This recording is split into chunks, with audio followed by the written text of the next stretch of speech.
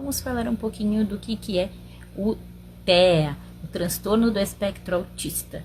Falamos espectro porque ele, dentro das características, dos sinais, dos sintomas, ele tem uma variedade. Não é todo autista que é igual, não é uma receita de bolo, né? Não é todo autista que não faz contato visual, que tem dificuldade na fala, que tem dificuldade na comunicação, né? Alguns autistas vão ser verbais, outros não vão ser. Alguns autistas vão te olhar nos olhos, vão ser mais afetuosos, não vão ter problemas com toque, outros ao contrário. Então, cada indivíduo vai ter as suas características de maneira única. Então, o TEA, ele é um transtorno do neurodesenvolvimento. Então, isso significa que a pessoa ela é autista desde sempre. Ela nasce autista, ela não se torna autista, né? Ela é autista desde o seu nascimento. E o cérebro de uma pessoa autista, ele aprende de maneira diferente, ele vê o mundo de uma maneira diferente. É um cérebro com um desenvolvimento atípico, diferente, que é uma forma diferente de entender e compreender e se relacionar com o mundo. E os principais sintomas, as características mais comuns, né, dentro do aspecto autista, é que ele tenha déficit na sua interação e comunicação social, comportamentos restritivos e repetitivos. Esses é os principais que tem que ter para fechar o diagnóstico de autismo, né? Sem ele não é autismo. Esses são os principais prejuízos que essas pessoas têm. Para ter autismo, tem que ter déficit na comunicação e na interação social e comportamentos repetitivos e restritos. Agora, quando nós falamos, mas como que faz a avaliação para suspeita de TEA? Quem são os profissionais que ficam envolvidos nisso? De maneira geral, o mais indicado é que seja uma equipe multidisciplinar, que seja uma equipe onde contém psicólogo, neurologista ou psiquiatra, dependendo da idade do indivíduo, fonoaudiólogo, TO, psicomotricista. Quanto mais completa a equipe, melhor essa avaliação. Mas é muito comum que seja feita mais por um psicólogo, onde faz uma análise comportamental, uma análise dos dados, né, aplica testes quando necessários, e esse psicólogo faz o levantamento se há ou não sintomas e características e encaminha para que o médico, então, feche o CID, feche o diagnóstico. Aqui no Brasil, o único profissional que pode fornecer o CID, que é válido para convênio, vale para questões judiciais, é o médico. Então, o profissional da saúde vai ali, o psicólogo faz essa avaliação, faz o rastreio dessas dificuldades, da hipótese diagnóstica e encaminha essa avaliação e a justificativa para que o médico, neurologista ou psiquiatra faça o fechamento desse diagnóstico. Ou o médico clínico geral, que sabemos que não é o mais indicado, mas sabemos também que, infelizmente, muitos médicos, neurologistas e psiquiátricos não são especialistas nessa área e simplesmente fecham o diagnóstico, né? E queria que todos os médicos que fizessem a avaliação e fechassem o diagnóstico realmente entendessem do assunto de uma maneira mais especializada e não superficial. Mas sabemos que não é assim que acontece aqui no Brasil, né, gente?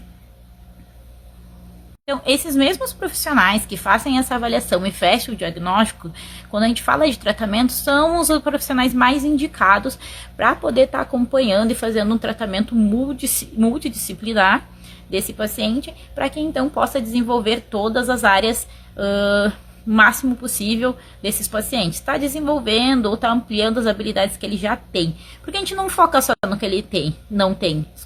A gente foca também nessas habilidades que o indivíduo já tem. É por aí que a gente começa, ampliando essas habilidades e trazendo os novos recursos e novas habilidades. Quando a gente fala de tratamento, além da equipe multidisciplinar, o que tem embasamento científico comprovado para a TEA é a ABA. O que é a ABA?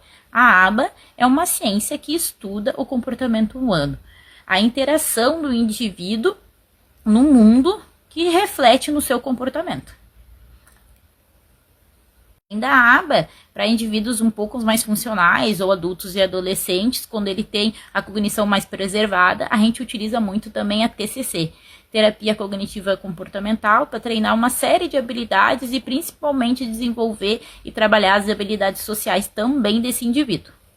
A aba entende que todo o comportamento ele gira em torno de um trio que a gente chama de ABC, que é o A de antecedente, o B de comportamento, que é behaviorismo, e o C de comportamento. A aba entende, a análise do comportamento, na verdade, aplicada, porque a aba é a aplicação dessa análise do comportamento.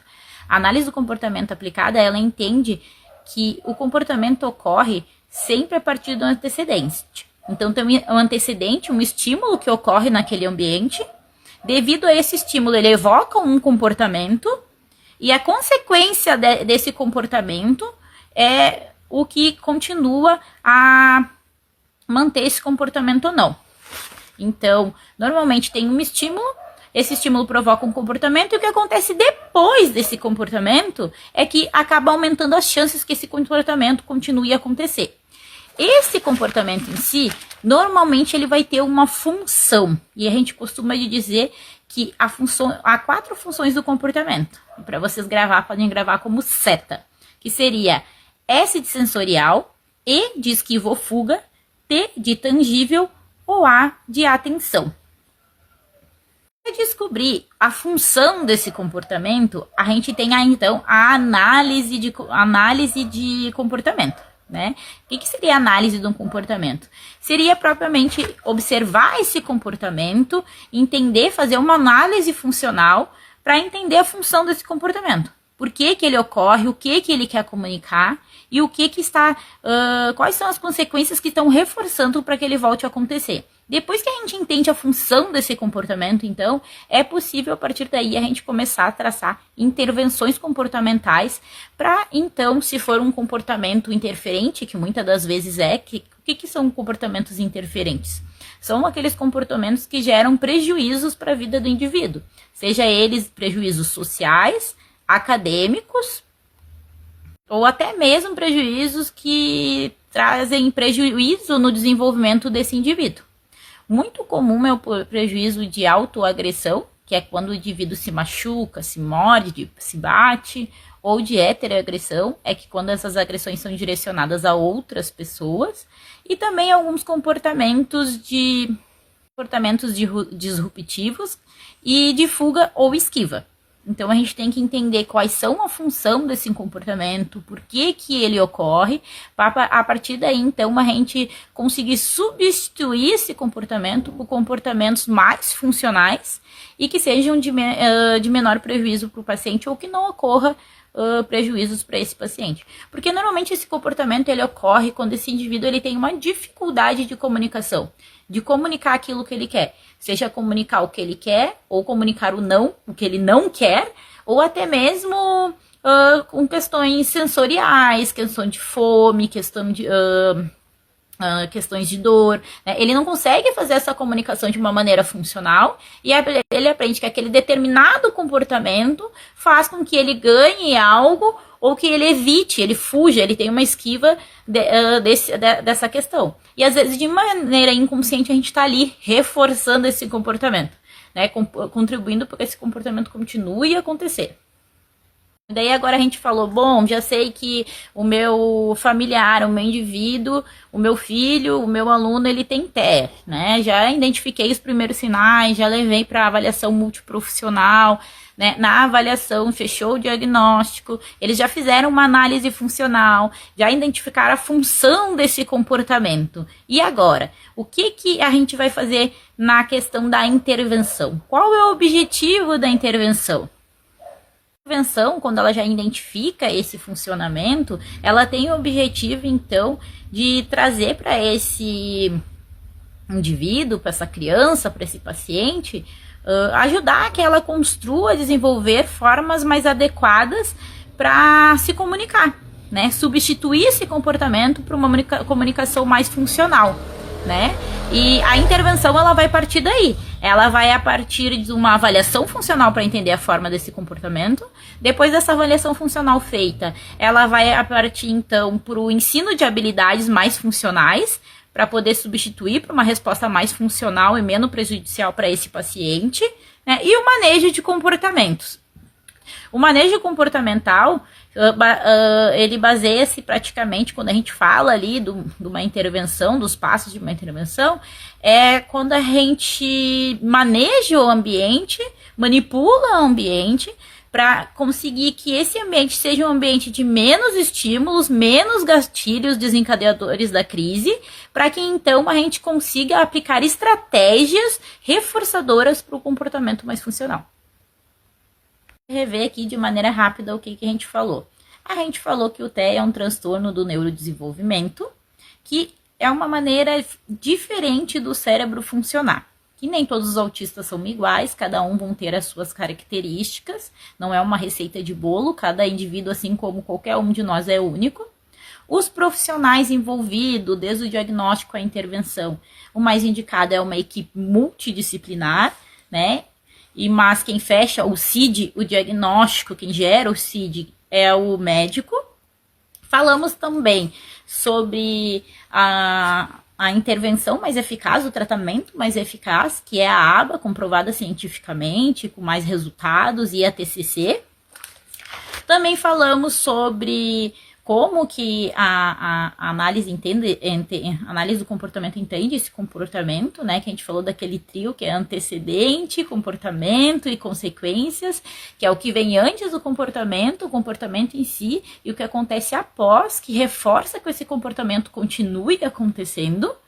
Né? A gente falou sobre a análise funcional, né? Que é analisar justamente a função desse comportamento, por que ele ocorre, né? E que a função desse comportamento podem ser 4, que é a seta, que eu dei a dica para vocês, S de sensorial, o E de esquivo-fuga, T de tangível ou de atenção, né? E a partir de então, a gente, entendendo esse comportamento, né, que pode ser ali, eu trouxe alguns comportamentos mais comuns de autoagressão, metroagressão, comportamentos disruptivos, fuga ou esquiva, né, depois que a gente entende os passos, então, para uma intervenção seria a avaliação funcional para entender esse comportamento, depois que entendeu a função desse comportamento, ensino de habilidades para desenvolver ferramentas de uma maneira mais funcional para comunicar, né, e a intervenção comportamental, que seria manipular esse ambiente, retirando o máximo de estilos e favorecendo esse ambiente que a gente consiga trabalhar estratégias reforçadoras. Bom, eu espero que esse vídeo tenha ajudado um pouco vocês. E se vocês tiverem mais dúvidas ou sugestões, vocês podem colocar aqui. E aos poucos eu pretendo continuar trazendo para vocês esse conteúdo de maneira mais clara e acessível. Uma boa noite e até a próxima.